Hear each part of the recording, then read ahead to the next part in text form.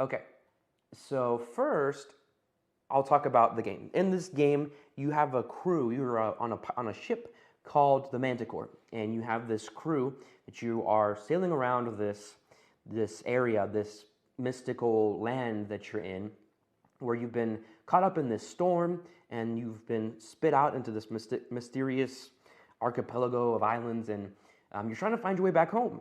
And in order to get back home, you need the help of the gods from this area to send you home.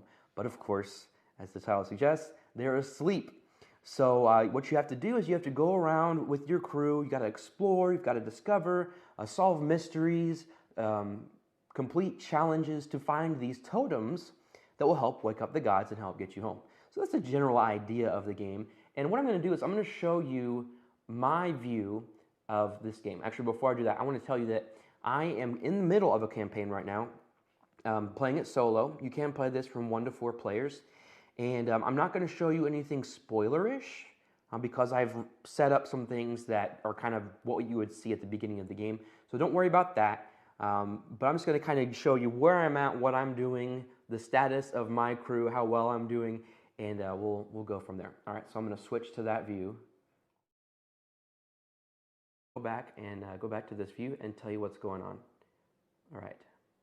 So this is my current state of my campaign, and with the exception of I'm on a different page than what you see here, but this is where you start. I don't want to give you any spoilers as to what's going on, so my ship is actually on a different page. But you're going to be sailing around, and you'll notice how each of the locations, the little islands, have numbers on them. And that's where you're going to have encounters.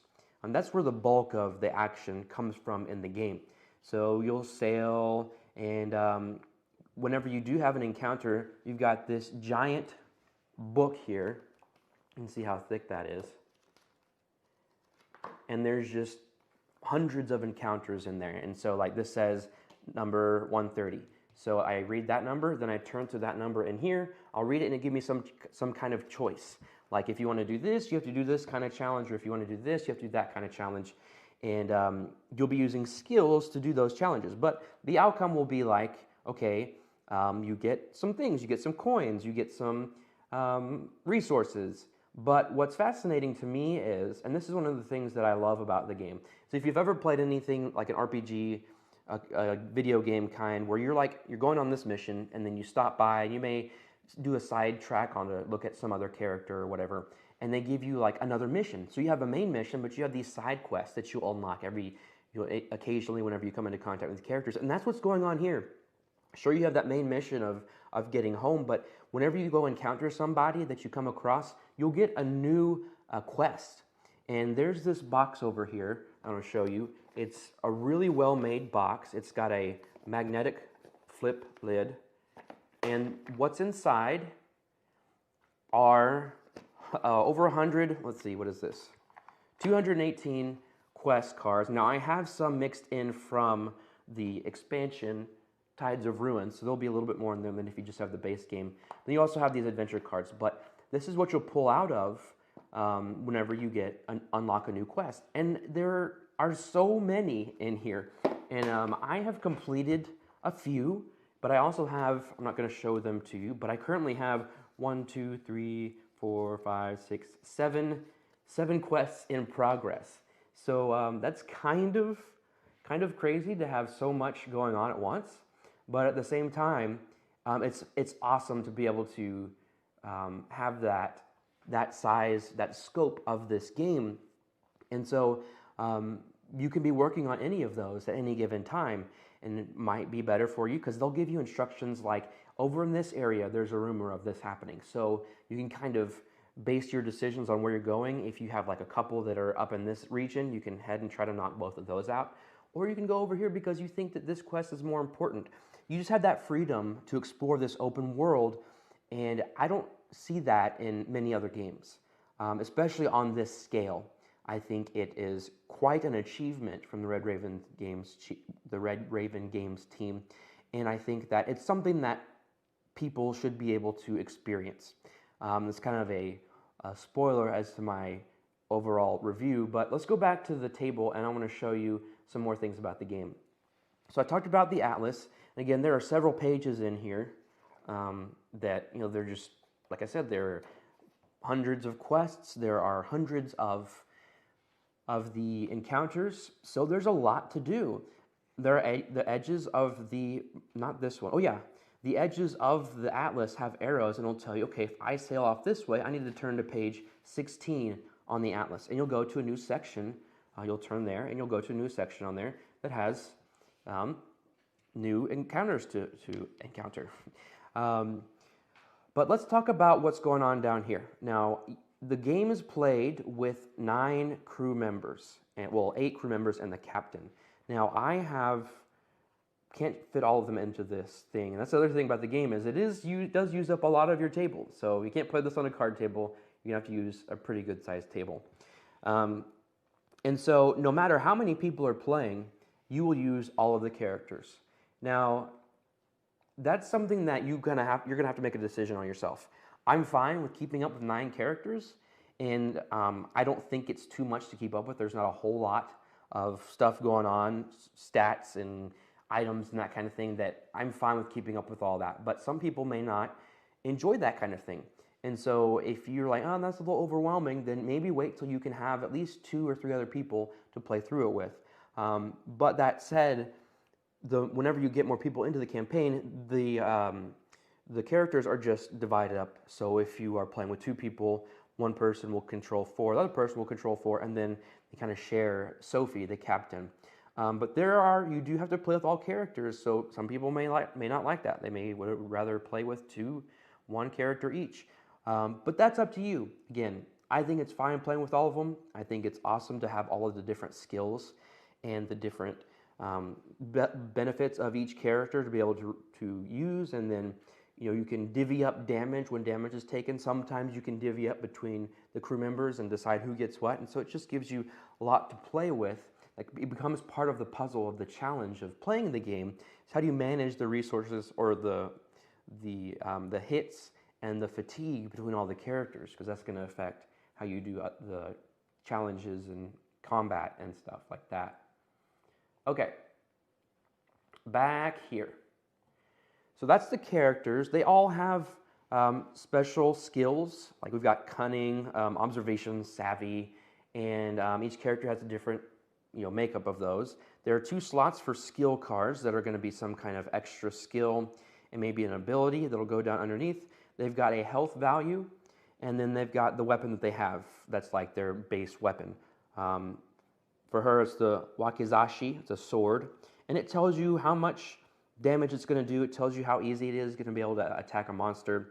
You may or may not have defense, but each character has their own weapon, and you can get more weapons. I don't think this is a spoiler. Gregory Little here, this doctor, he got him a whip, a braided whip, and that increases the attack and the chance that he's going to land an attack on a monster.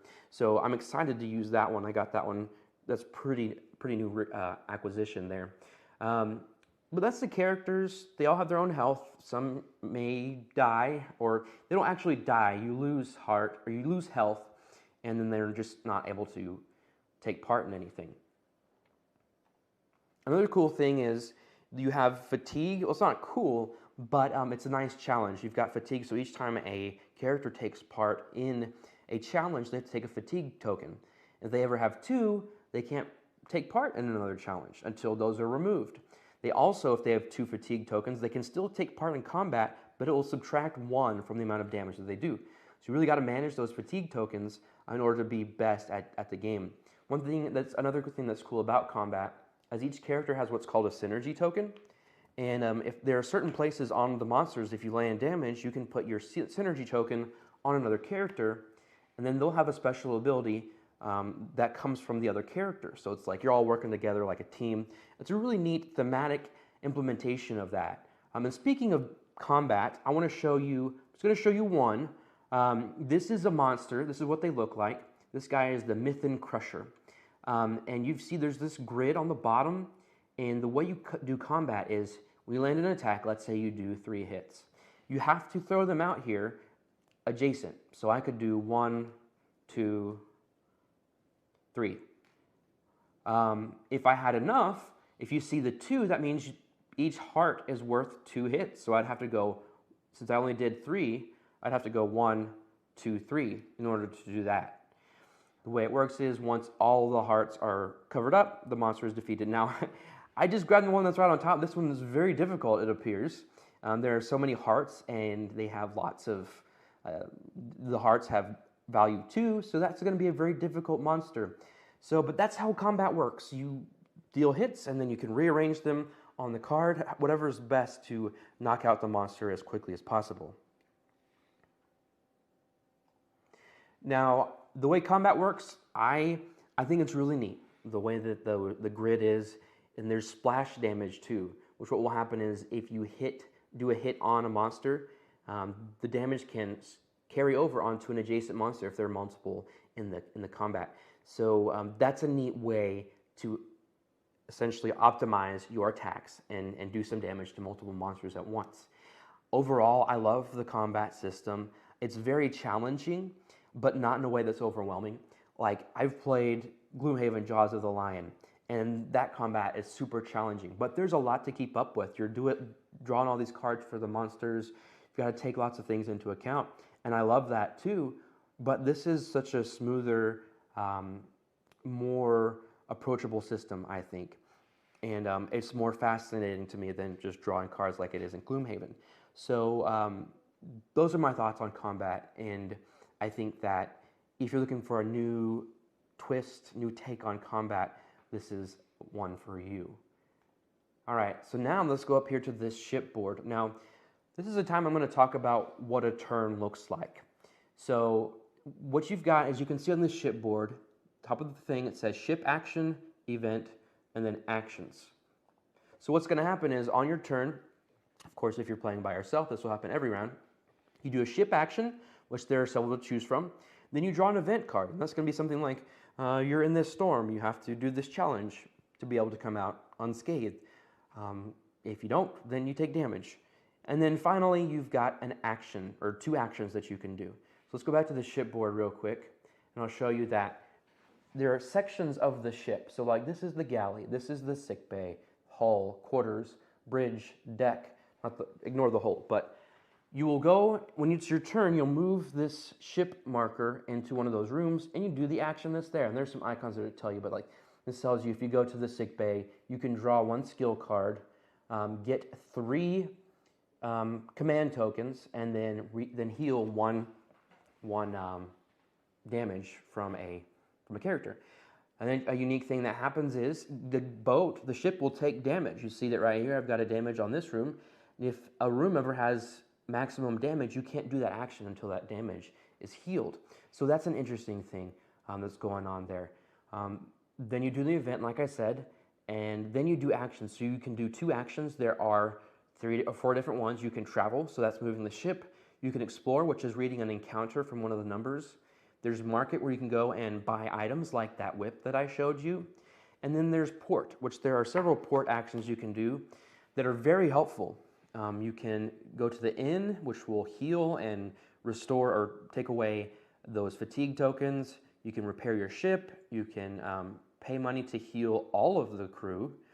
And then spend XP. You can get specific level cards for each character by spending the experience points that you gain. That's one thing. Another neat thing about the encounters that you have is you'll get experience points, just like you would in another RPG game. And so you'll collect that, and then you'll get to spend it on these cards that are unique to each character, and they're all different values. So you have to be careful again how you spend those points. But it's something neat in addition to the game that adds just that much more theme. So one thing that I haven't touched on is how skill checks work. And so what will happen is, if you are to do a skill check, let's say you need to do a strength check. So it's strength of 5, for example. So you're going to take a character that has a strength. So let's look at Kanan here. He's got a strength here, and he also has this rapid strike skill. So that means he has 2 strength. And then you're going to, instead of other games where you might draw a die, you're going to flip over you're going to check fate. And so to do that, you'll flip over an ability card, and you're only paying attention to this number in the corner, in this instance. And so you add his skill to this number, and the number you come away with is your skill number. And so in that case, it would be 8 to the 5, I think I said, or this, yeah, the 5 to this 5 challenge that you're doing. And if you equal or pass the number, then you succeed. And that's pretty much how every skill check happens in the game, with the exception of combat. Of course, that's different. I kind of explained how that happened. But everything else, whenever sometimes you might have to do a challenge whenever you're sailing. Like this one, there's a storm, so you have to check your strength. Over here are some rocks, so you have to test your savvy. How well can you navigate those? And if you fail those, you'll take a damage. Now, one thing that I think that's neat, another thing that's cool about the way challenges work in this game is I'd say a majority of the challenges that you take, if you fail them, there's a negative consequence, but in most cases, you still do the thing.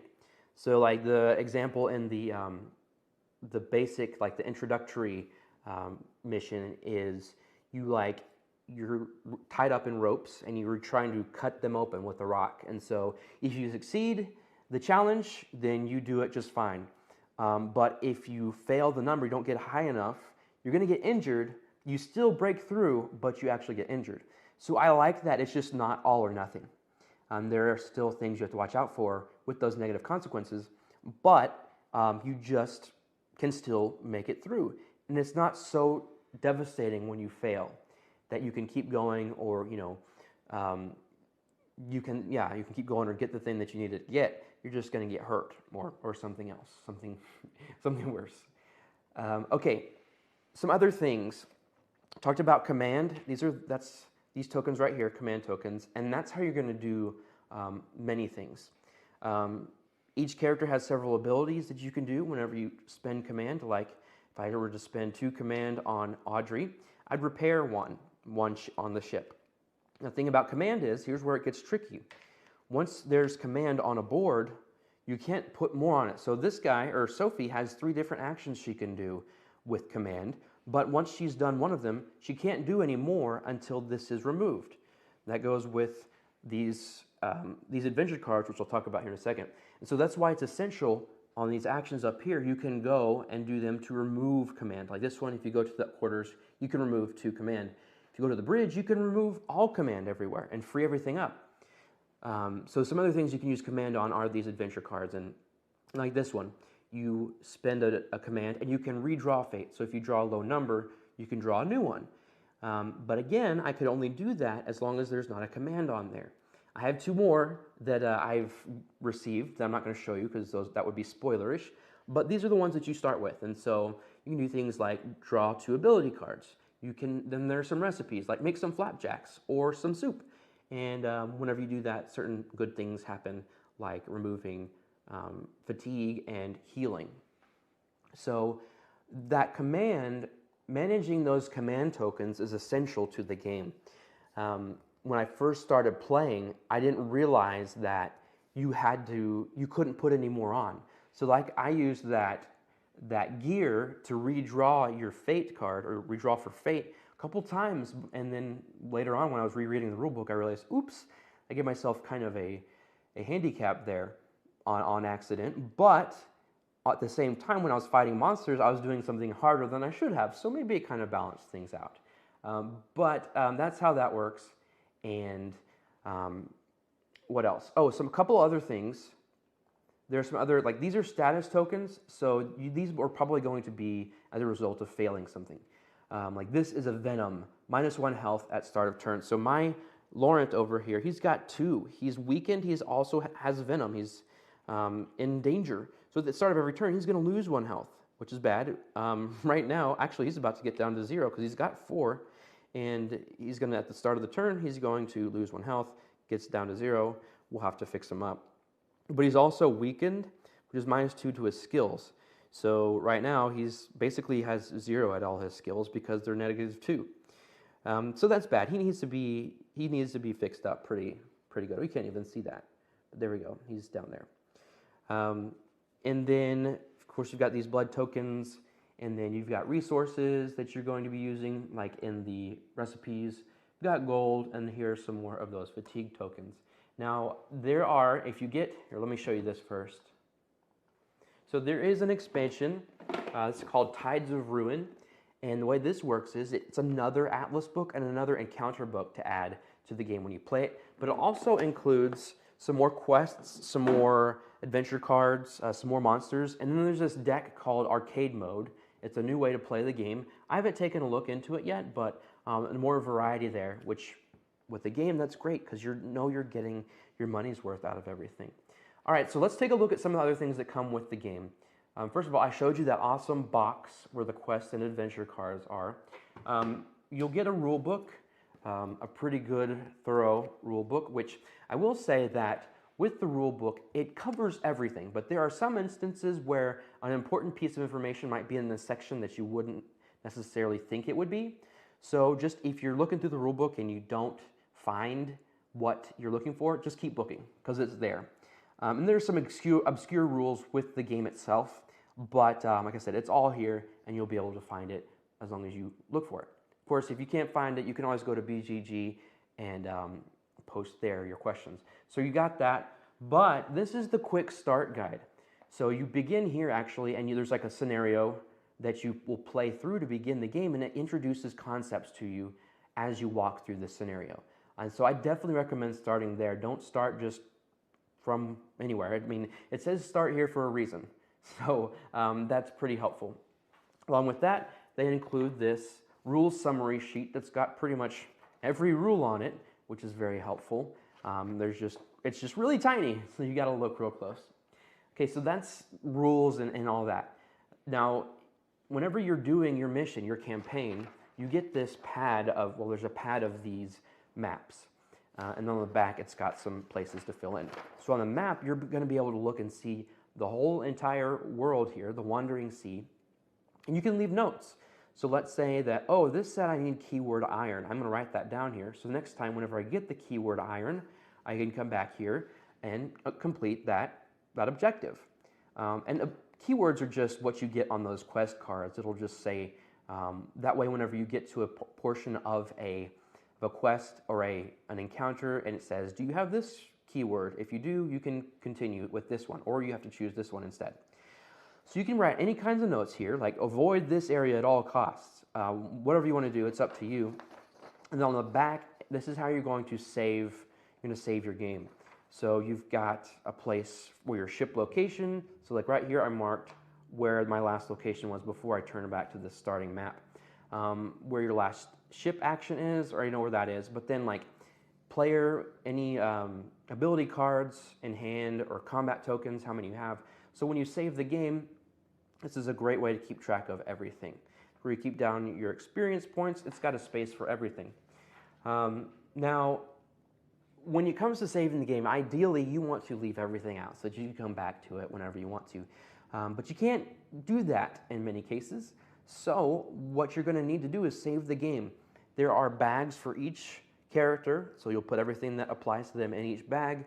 Then you will, basically it gives you a whole rundown of how to save the game, put things in a way that store them so that you don't get lost whenever you're resetting or restarting the game. So I mean, it is cumbersome, but when it comes to a game like this, there's not much else you can do. I'm just glad that they went to the trouble of walking you through how to do it so that you don't have to figure it out on your own. Another thing about the campaign is you can reset it at any time. You can say, you know what, we're doing bad, we're going to start over. Or you actually lose, and you lose the campaign, you have to start over. It's real easy to reset, and in fact, you can have people jump in and jump out of the campaign. I have somebody that wants to join. Okay, hop on in. You're just going to take control of these characters now. We adjust a few things, and now we're ready to go. Or, you know what, I'm done with this campaign, I'm moving, or whatever. I can't play anymore. So that person will jump out, and then you'll divvy up the characters with whoever's left. So I love that flexibility too. Okay, some more things. We have this used quest box, which actually, I'm going to go ahead and put some in here now because I completed some quests last night. So I'm going to put those in here, and this is where you're going to place every completed quest so that you don't get confused. And there are some more boxes where you're going to complete or store components. And then there's this really big one here. And then there's specific things go in there so you know where to find them whenever you're setting up. Like this is your campaign box. Everything that's pertinent to the campaign you're currently playing will be stored in here. And then resources and whatnot will go in the other ones. And then I think that's it as far as the components go. Oh, there's one other thing. This is an achievement sheet. You go through here, and whenever you unlock an achievement, you can check it off. Whenever you get a totem, you can check it off here. So there's lots of stuff to do in the game itself. All right, so I want to give my overall thoughts here. As I was summarizing everything, you could probably tell that I'm a fan of the game. There's so much to like here. As you play, you're unlocking things, you're uncovering things, you're revealing things. The quests are becoming open to you. I haven't played a game like this before. I've played campaign games. I've played games that let you choose to go this direction or that, and this is something that's completely different. The flexibility that you have, the open worldness that you have is great, but at the same time, it's not so flexible that you feel overwhelmed with choices. I am traditionally not a fan of role-playing games, like tabletop RPGs, because I don't like the openness of it. You tell me, okay, you can do anything. Well, what do I do? I still don't know. I don't know what to do. In this one, it's basically the same thing. You can do whatever you want, but you're guided by the quest that you have. You're guided by the map, the actions that you can take.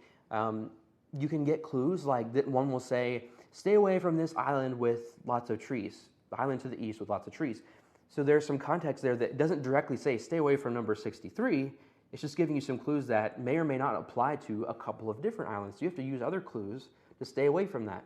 Or the opposite is true if you're trying to find a particular place. I like that. There was such creativity and imagination that it took to create this game. I mean, it's just, the amount of content is huge. I don't know, I know there's a team behind this, but Ryan Lockett did a lot of it. It just shows what this team, this Red Raven team, is capable of whenever they go all out. And I don't know how you top this game. I don't. It's so good. I love it. I'm ready to play it right now. The characters, I feel like I'm getting to know the characters, playing with them, choosing which ones to use. It's like, I don't want to use you. I don't want you to get hurt. But it's kind of essential at this point. Everything feels so thematic. I feel things when I play this game. I feel excited. I feel scared. I'm like, I don't know if I should choose this option or not. And that's how you know a game is good, whenever you have feelings. So overall, I am hugely in favor of this game. I think that if you are interested at all in any kind of campaign or open world environment, I think you need to check this game out. It's challenging, I'll admit that, and you can play an even challenging, so if you play normal mode, if all of your people die or get down to 0, you respawn essentially, you wash up on the shore of the closest, I think it's the closest port, I'm not exactly sure on that, but then you can go on from there. If you play in brutal mode, as it's called, everybody gets down to 0, game's over, and you can start your whole entire campaign over again. So there's some variety there, and the challenge level that you're playing. Again, the only negative that I have to say is there are a lot of rules. There are some very, I don't know what the word is, I guess you could say obscure rules, where it's like, here's how this works in every single situation, but this. And that one you might forget from time to time. There are some symbols, like, what does that mean again? And there are some things that aren't intuitive that you do have to keep checking the rule book for. But all that aside, if you can get through those things, you're going to have a blast with this game, at least as far as I can tell. What happens is you have an event deck that makes up each segment of the campaign, essentially. And I think, I haven't gotten this far yet, I'm almost through the first segment of event cards. I think once you play through each one, then the campaign is over, and then depending on what you've unlocked, what quests you've completed, which totems you've acquired, will give you a score. But it's not like you win the game whenever this happens. Even the ending of the campaign is open-ended. I don't know what's going to happen whenever I get to the end. I'm just exploring and getting all the things and meeting new characters, doing whatever I want to do, and I love it. I think it's so cool. So, yeah, it's taken my place as my #1 game of all time, which is saying something, because my #1 game has been the same since 2016, which is another Red Raven game, Islebound, but this surpasses it by far. So those are my thoughts on Sleeping Gods. I hope that you can get a chance to check this game out. I hope you get the opportunity to experience it. I'm loving it solo, and I can't wait to be able to share that experience with somebody else. Maybe one day, maybe once this one's over, I can get my wife Lara to join. I don't know, but I think that there's going to be a lot of people loving this game. So thank you so much for checking out this video. If you have any questions about the game, write them in the comments if you're watching this after the live stream ends, and I'll get back to answering them. And if you have any questions about anything else about the Lighten Up initiative, share them in the comments, and I'd be happy to answer them. If you have any funny comments, if you said, hey, your hair looks funny today, did you do something different? Leave that there, and I'll come back with some other kind of funny response. So thanks again for watching this video, and until next time, don't take the board game hobby too seriously. Just lighten up. Bye-bye. Have a great